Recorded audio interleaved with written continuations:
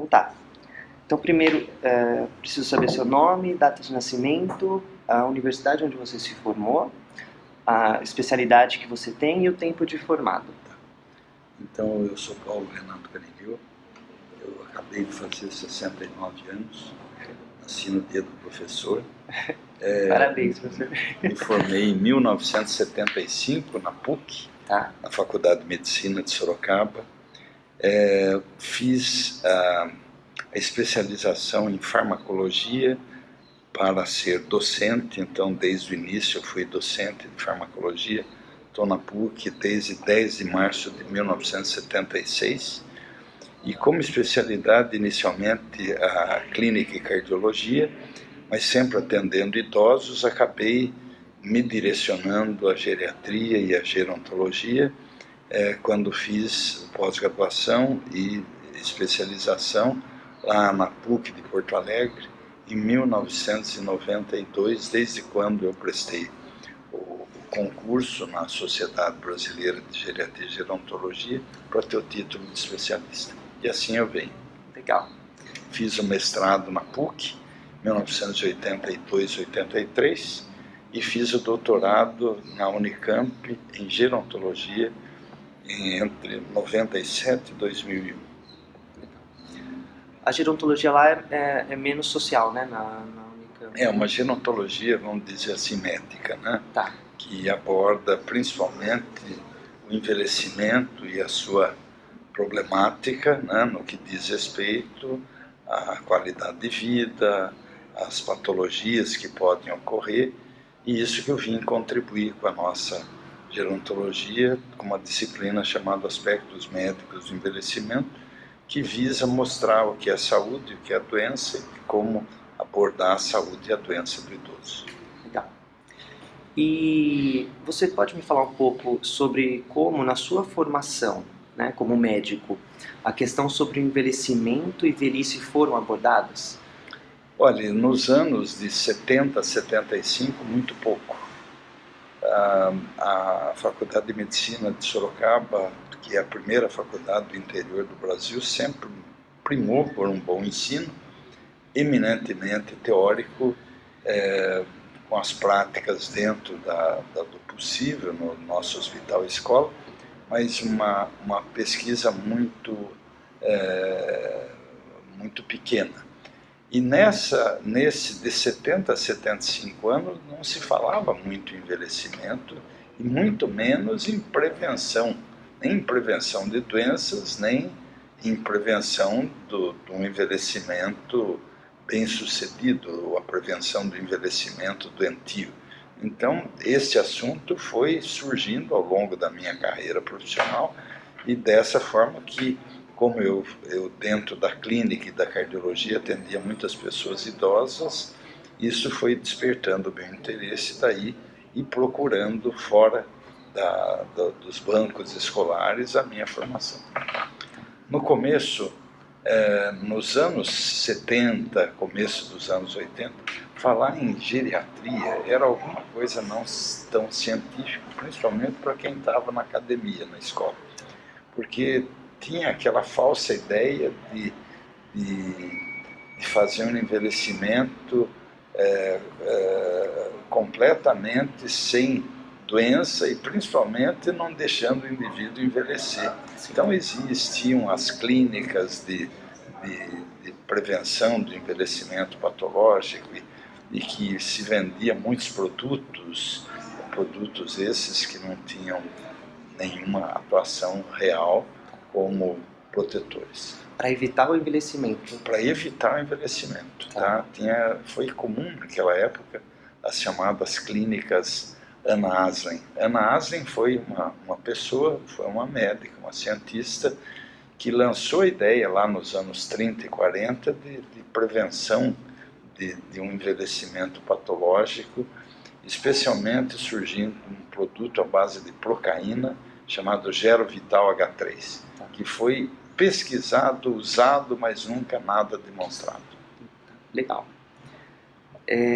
Bom, nesse tempo você trouxe que teve contato direto, né, com pacientes, né? Comecei a ter diretamente no dia a dia com os pacientes que iam para as consultas, mas que eram mais idosos. E lá nos anos 70, um indivíduo de 60 anos, eu estou com 69, era já idoso, aos 69 era bem idoso já. Já voltou, né? Já voltou. E você acha, o que essa experiência, né, fora, depois da faculdade, te ensinou, né? Ela trouxe algo que não estava nos livros, que não estava lá na graduação, ou confirmou o que você tinha estudado na faculdade? Ela trouxe, na prática, a realidade do envelhecimento, em ver as pessoas sofrendo a ação dos anos de vida, principalmente quando tinham alguma doença, seja alguma doença física, seja alguma doença do psiquismo. Então, realmente, me ensinou a olhar o indivíduo como um todo e, principalmente, que ficava mais velho. E que nesse ficar velho surgiam algumas coisas que antes eram mais raras. Então, foi, logicamente, tinha noção teórica dentro da fisiologia, da patologia, o que era o envelhecimento, mas assim eu não me lembro nos anos de escola em fazer um ambulatório onde atendesse idosos. Idosos não existia, não se falava na academia de geriatria, muito menos de gerontologia. Sim. E depois de formado, né, você continuou atendendo idosos, né? Sua formação foi para essa área. Você faria algum tipo de observação específico na clínica com idosos? Que demandas essa clínica tem diferente das outras? Olha, a demanda é pegar pessoas, é você ter contato com pessoas, tanto aquele que é o motivo da consulta, quanto a própria família, numa fase de vida diferente da maioria das pessoas, porque há 50 anos atrás, idoso era mais raro que hoje. Os idosos, talvez naquela época, não fossem 5% da população. E sempre falando que o Brasil era o país do futuro, né? Então, os idosos eram... os que chegavam a ficar idosos naquela época eram pessoas que também não tinham muita noção do que eles iriam enfrentar. Então, sempre a demanda exigiu uma educação para o envelhecimento. Então, acho que isso foi... Sempre eu tive por base, por isso eu continuei, e por isso que eu fiz gerontologia, que vê toda a velhice, o envelhecimento, quando eu falo velhice, com todo respeito, como uma situação em que o indivíduo precisa, acima de tudo, saber o que vai acontecer com ele, o que pode acontecer com ele, o que o aguarda, para ele se preparar melhor, muito mais do ponto de vista geral do que enfrentando só esta ou aquela limitação que é a doença. Então, sempre a demanda foi olhar como um todo. Educação para o envelhecimento. Educação. Bom, a minha dissertação, ela tematiza a questão do uso de medicamentos por esses pacientes, né, por idosos. Especificamente, você acha que se prescreve muito ou não em geriatria? Olha, isso vem bem... Uma das maiores vantagens que eu senti na minha vida foi ser professor de farmacologia. A farmacologia ensina os medicamentos no terceiro ano da faculdade de medicina e no segundo ano de enfermagem. Então, este estudo teórico e depois na prática dos medicamentos, da sua origem, da sua ação farmacológica, dos seus efeitos colaterais, sempre me ajudou muito. E eu me senti assim muito tranquilo no manuseio. Eu tenho um médico lá na região minha que falava que o geriatra deveria ser aquele indivíduo que receita muito pouco. Eu não concordo com isso. Eu acho que ele tem que receitar o que é necessário, tá? Então, logicamente, quando você é mais novo, você tem aquele afã dentro da sua prática e dentro dos seus conhecimentos, de querer atingir tudo, e realmente esse é o objetivo. Mas à medida que a experiência vai se tornando maior, não que você seleciona isso ou aquilo, mas você tem mais parcimônia no que você faz. Então eu acho que progressivamente eu venho cada vez mais direcionando aquilo que mais é urgente naquele momento, mas nunca perdendo de vista o indivíduo como um todo. E também, veja bem, isso é muito básico. A gente não trata este ou aquele sintoma. Nós tratamos o indivíduo, o ser humano, a pessoa que tem esse ou aquele sintoma. Então, tratando o indivíduo como um todo, tratando a pessoa humana, você vai atingindo e selecionando o que você vai medicando. Realmente existe um excesso de medicação, eu tenho certeza que é por falta de tempo suficiente para você conhecer um pouquinho o paciente.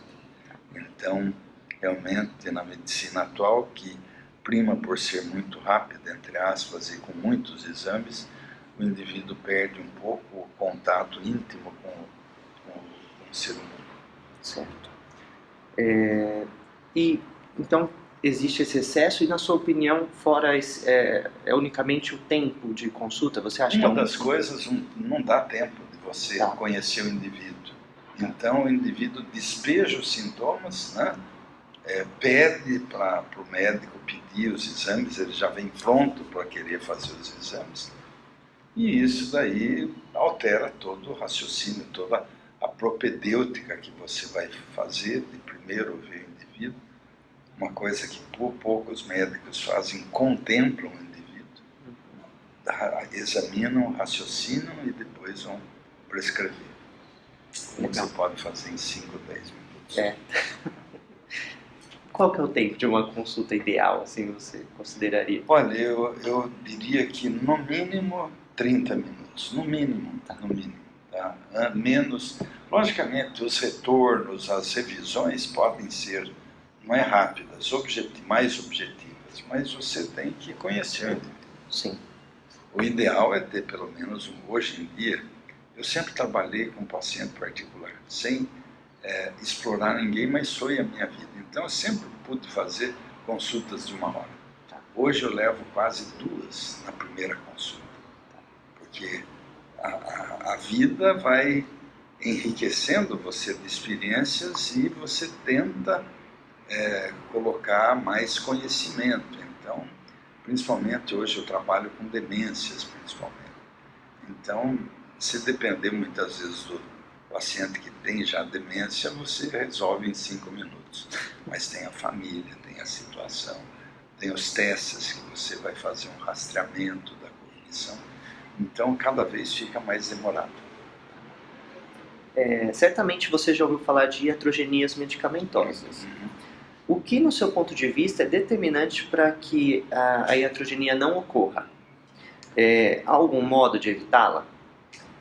Uma é conhecendo mais os pacientes, tá? As respostas anteriores aos tratamentos e, logicamente, conhecendo bastante os medicamentos, principalmente a sua origem, o seu mecanismo de ação, a sua ação farmacológica, aquilo que ele vai modificar no organismo e os efeitos colaterais. Pareando isso ao indivíduo, à sua idade, a seus problemas, né? Principalmente medicamentos, você tem que saber como que está a função hepática e a função renal do indivíduo. Então, assim você pode garantir muito menos iatrogenia. Uma coisa muito comum no idoso, o idoso ele é poliqueixoso, mas ele tem uma pluripatologia. Dificilmente ele tem uma coisa só, como é o mais jovem. E um medicamento não consegue pegar todas as coisas. Então é muito comum no idoso a polifarmácia, que é o uso de 2 ou mais medicações por tempo indeterminado. Então você tem que conhecer isso para um medicamento não interferir no outro. Tá?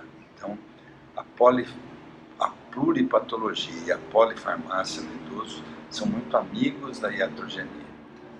Tá? Tem que ficar mais atento, né? E iatrogenia não só medicamentosa, mas até na abordagem você pode ser iatrogênico no sentido de induzir o indivíduo aquilo que ele não deve, uma insegurança, um medo, pelo contrário.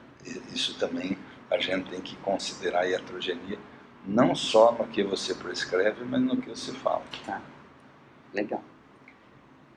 Na sua prática clínica, né, nesses anos todos, você já se confrontou com algum caso de iatrogenia em idosos? Um paciente que chegou até você? Se aconteceu, que medidas você tomou e quais foram os seus efeitos? Sim, isso é muito comum. Você receber idosos que estão tendo efeitos colaterais ou efeitos que você não gostaria que houvesse. E muitas vezes nem por imperícia de quem receitou, mas pela própria resposta do organismo.